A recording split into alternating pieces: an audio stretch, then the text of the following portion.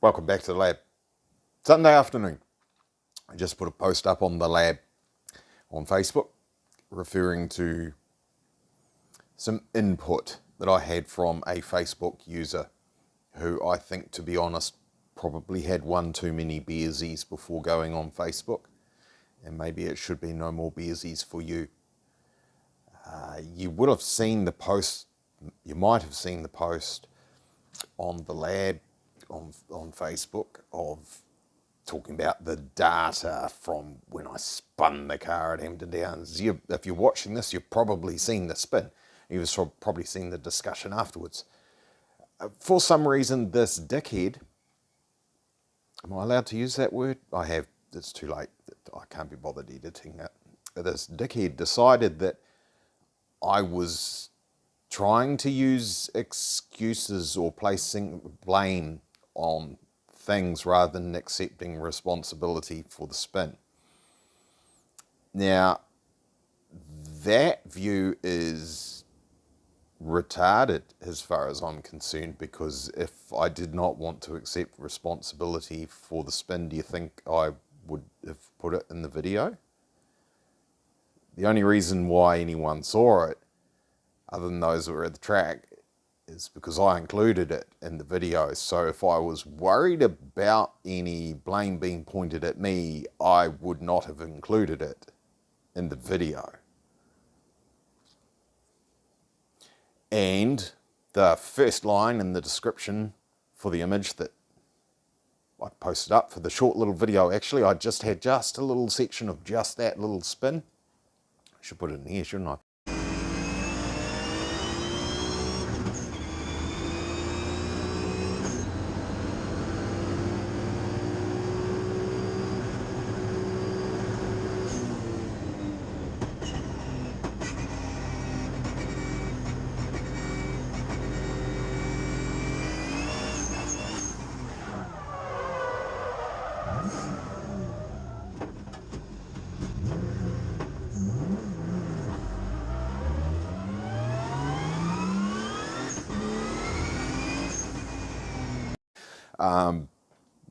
I literally said a little bit quick, a little bit early on the throttle.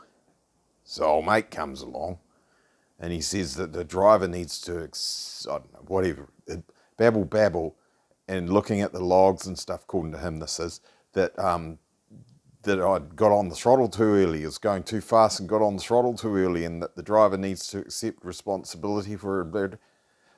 Are you kidding? I just told you that myself, and now you're trying to tell me that. So anyway, this is what happens in New Zealand. You stand out from the crowd just a little bit and you attract these mosquitoes that come around and buzz in your ear and just annoy you. But anyway, if you're thinking on posting up stuff and saying, example, oh, we haven't, and I hope not to, but example, wheel fell off the race car.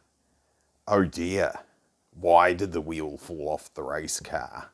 Oh look, we snapped, I don't know, how could you make a wheel fall right off? We snapped the axle in the hub and we sheared the brake caliper bolts and the wheel came off the car. Now, the only reason why I would share that information is so that if anyone was interested, they will be able to see that and know that themselves, and they might be able to figure out how it happened, and they might be able to prevent it happening themselves. I said the only. That's one of two. And the other reason is because it shows that I'm not stupid and I can figure these things out. And that if I can figure that out, my car might be able to help you fix your car. See, so I might get some work out of it, right? So that's the two reasons why it's there. Helping other people more so than anything else, because the bulk of the people that are watching videos do their own stuff and they don't bring their cars to me. A few people do. It's great. I appreciate it. And I understand why others don't. It's fine. But for old mate to come along and try and say it's excuses, oh, come on. Come on. Anyway, let's look at some more excuses. There's the old engine bay there. I've got this bar in the way. I should have taken that off and make for better cinematography. Big word for the day. Some changes. I think I posted an image. I'm not sure if, it's a bit wobbly, isn't it? Not sure I've posted a video. But here's some changes that have happened with the catch can. You can look back at the previous videos, or you can just listen for a few seconds and I'll tell you. I've put a little bit of a chimney here, made this taller with larger diameter. So any oil that gets to here has to be a lot more oil for it to push its way up to actually get to the filter to come out. Because this bigger diameter tube, it's harder for it to go up there. But bubbles will come through and let the gas through rather than pushing oil all the way up, right? So you can see there's some welding just along there, just underneath there. There's a baffle in there now that wasn't there before. You can't see the other welding that's down here somewhere. There's also another baffle that runs across the tank down here somewhere. Previously there were just two hoses, that hose there, that hose there. One of them comes from the bottom left-hand corner of the left, it's actually the right because the engine's backwards, but we'll call it the left-hand camshaft. And the other hose comes off the top left-hand corner of the right-hand cam cover. So if you happen to be going around corners that way and everything wants to keep going that way, it doesn't actually help when both the hoses are on this side of the motor. That's not great for trying to stop oil coming out of the motor. The other thing is there was just only two hoses, right? And that motor from this end is only designed to make 200 kilowatts or something like that. Now we're making a gazillion billion kilowatts. So you do get more blow-by. No engine's perfect. They do make more gas when you're running, right? There's a given amount of leakage past the rings you just can't do anything about. So effectively, that fitting that's over that side is only designed by Nissan to let air in. It's not designed to let air out. So all the baffle that's inside this cam cover is all designed on air coming in here. And it comes out of a fitting that's here, goes across into the other cam cover, and then it swirls around inside there, does whatever all the baffles are doing inside there, which I haven't actually seen because you can't get it apart easily. Comes out through that, just that one hose. It's the only one that's designed to actually have oil coming out of it. Normally it has a PCV valve on there. Now I removed that and put a larger fitting in there to slow the gas flow through in that particular part and try and reduce the amount of oil coming out of it. It did work, it was better. And in fact we used the car twice and had zero oil in the catch can. No problems at all. I think what I've done is bumped up the RPM by another 200 RPM, and I've changed the oil to a thicker grade of oil, which of course gives us higher oil pressure, sends more oil to the top of the motor, and it also is thicker so it doesn't run back down the motor as easily. So that's multiple things that are working against us there. So Hampton Downs, that's the spin, right? And I've said on Facebook, I looked at the logs afterwards, oh my gosh, 1.6 G's on that corner. And I've written it up on the whiteboard here, so I can look at this and I won't forget what the numbers are. But if you have fluid in that tank there, say it's half full, and you pull 1 G, that fluid's going to sit at 45 degrees, right? So at half full at 1 G, it was potentially going to be covering this filter. This holds 3.7 something litres static with no gas flow and no cornering forces. But we were pulling 1.6 G, which is, by my maths, about 50 degrees. So it's quite a lot more than 45. It's getting quite an angle on it. So as it turns out, with the shape of the tank, and 1.6 Gs, you could only have about 1.2 litres in here and it would have come out the filter, excluding the fact that the car is also leaning over as it goes around the corner, and with just the gas flow from this port and this port coming in here, it's actually going to create a swirl in here and push the oil even higher.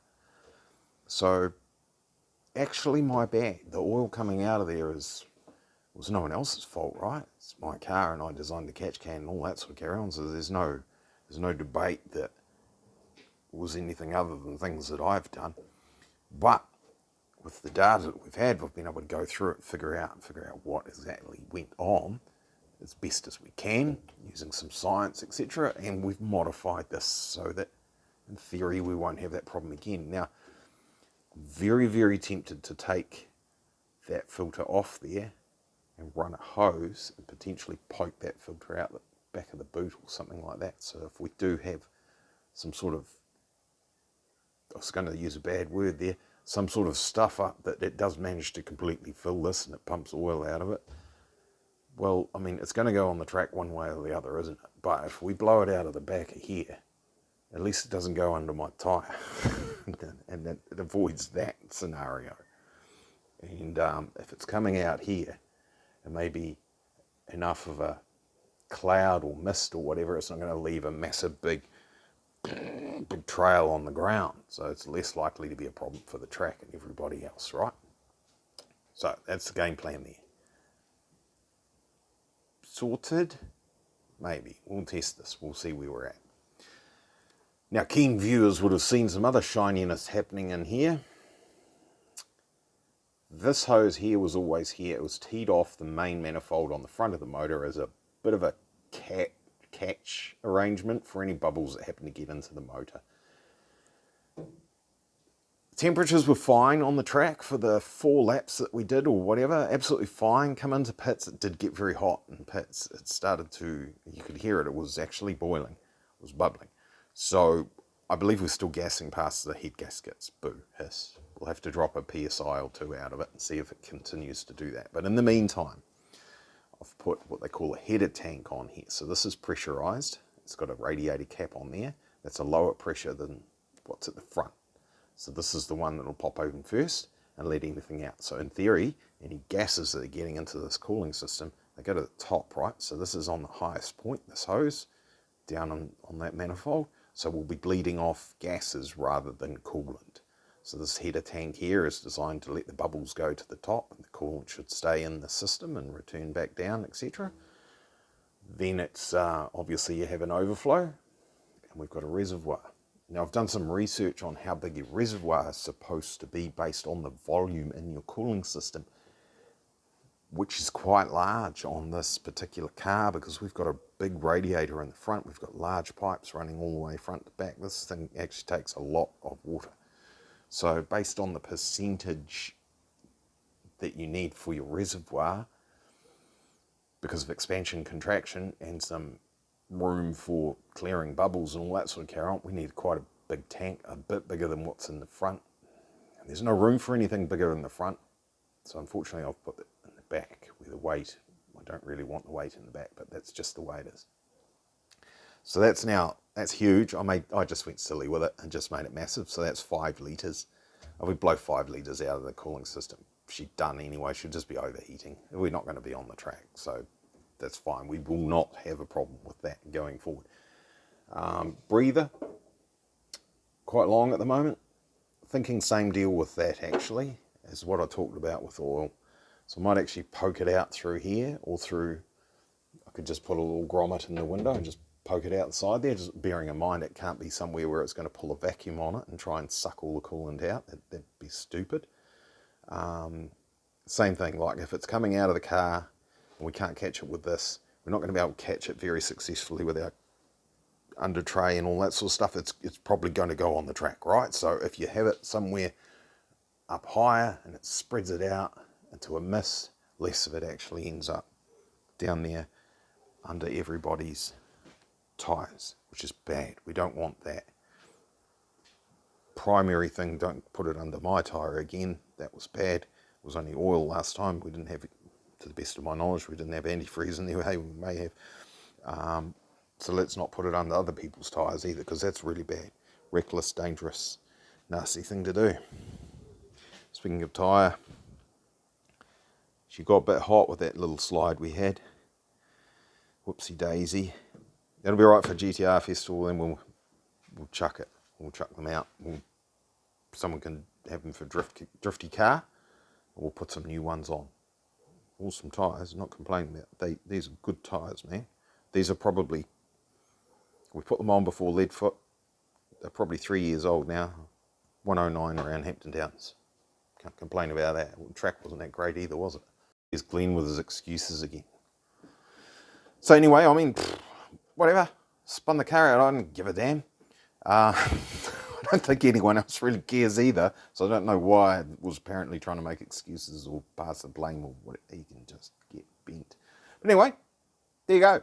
Thanks for watching. Next video will be at, it might be something else happening, but eventually we're going to be at Hampton Downs this weekend coming up.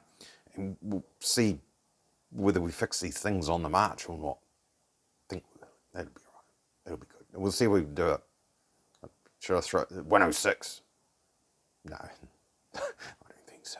But it'll go faster. The 109 was, yeah, there's more in it. Thanks for watching. Cheers, bye. See you, Grant.